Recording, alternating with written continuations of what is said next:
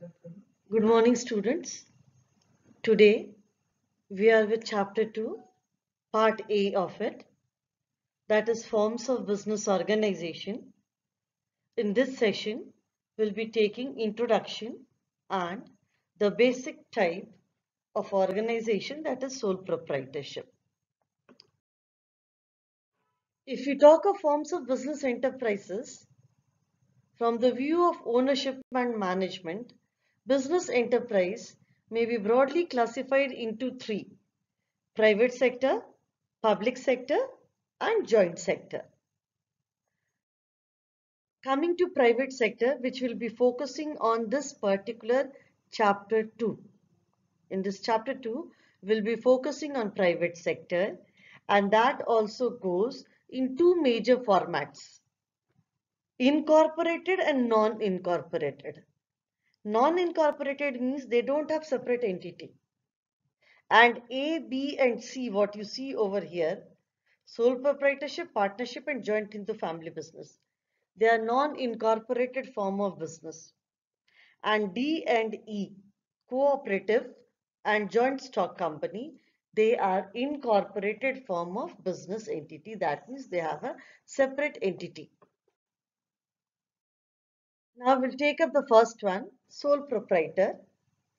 As you break the two, sole means individual and proprietorship means ownership.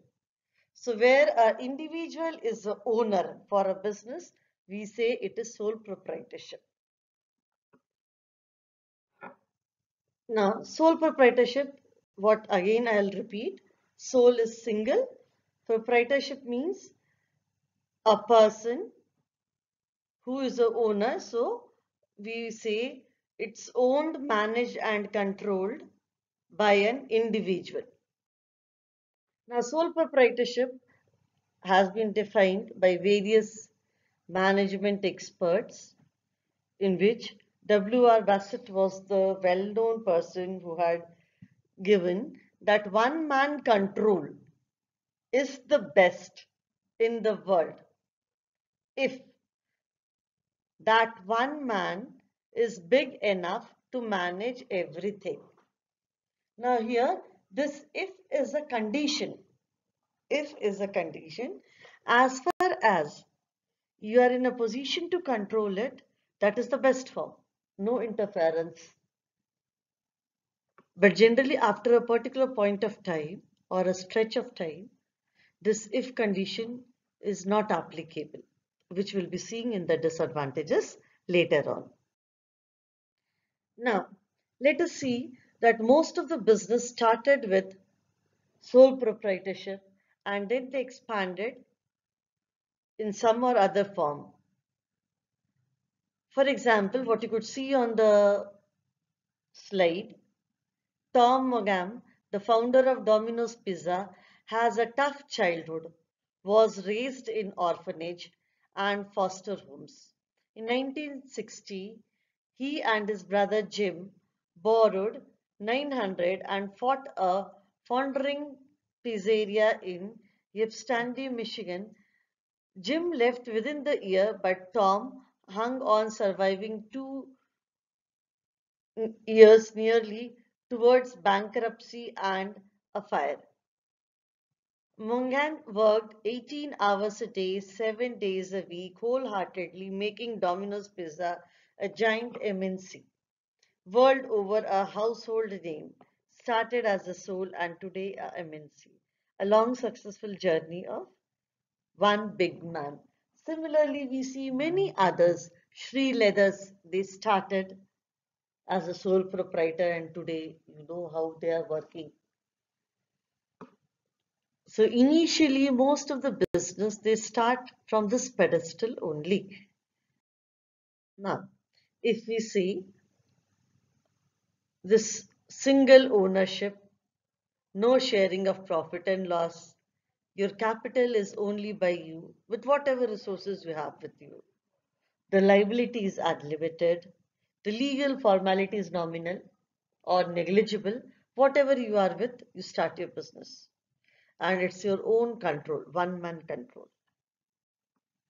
If we say the gist of it, we go for characteristic of it. Since it is an individual show, the formation is a very easy procedure and it is fast. The ownership is single. There is no sharing of profit and loss, one man control, and unlimited liability. I would like to focus on unlimited liability. What do you mean by unlimited liability? Which we are again putting in the form of characteristics. When we say unlimited liability means the personal property of a person can also be taken up to meet the business obligation. Business and individual are supposed to be same. A business does not have a separate legal entity, what you find in point 4.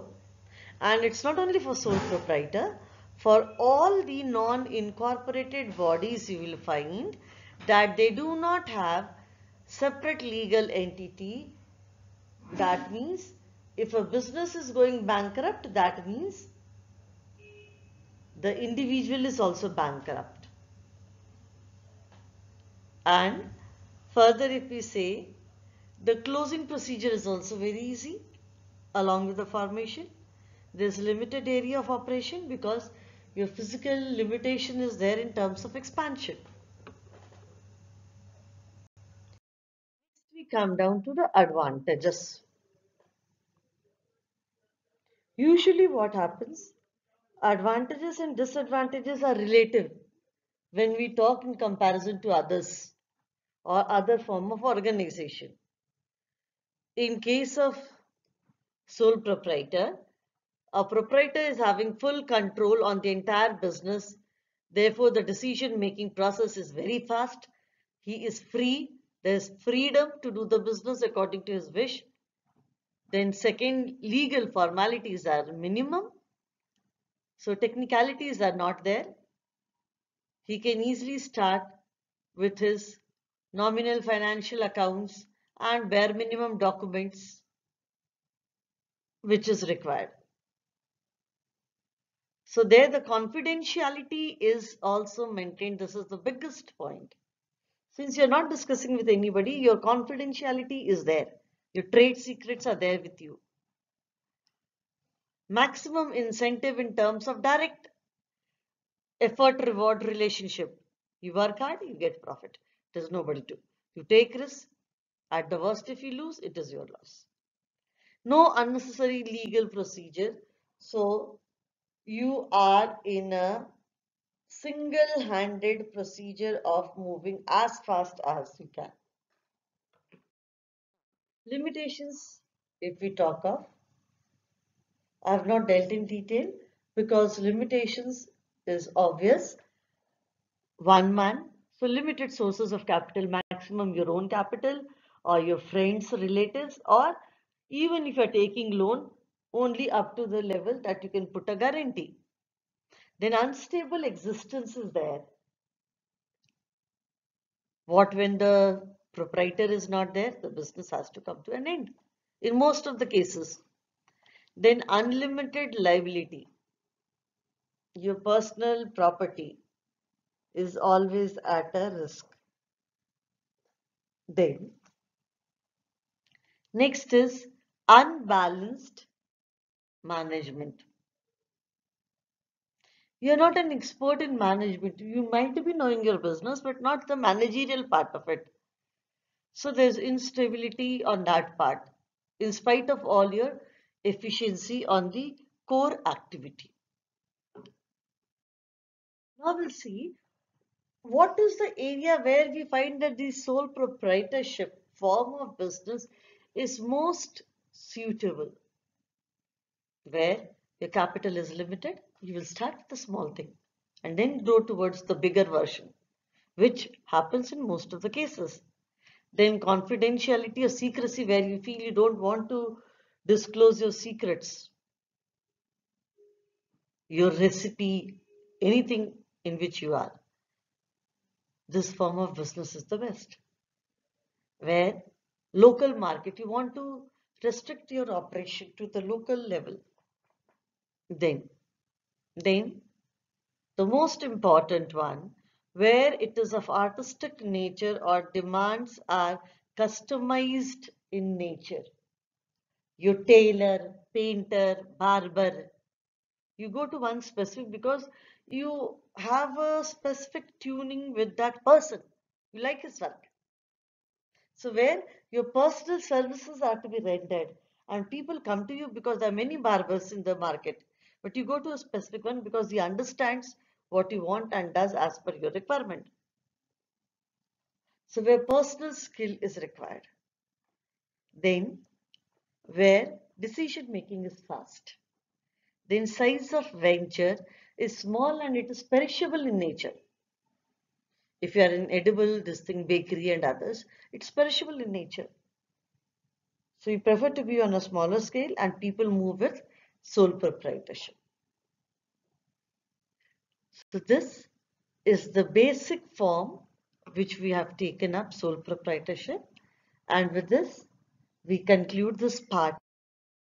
Thanks for being with us in this online session. I'm Jyoti Srivastava, your BST guide. Thank you once again.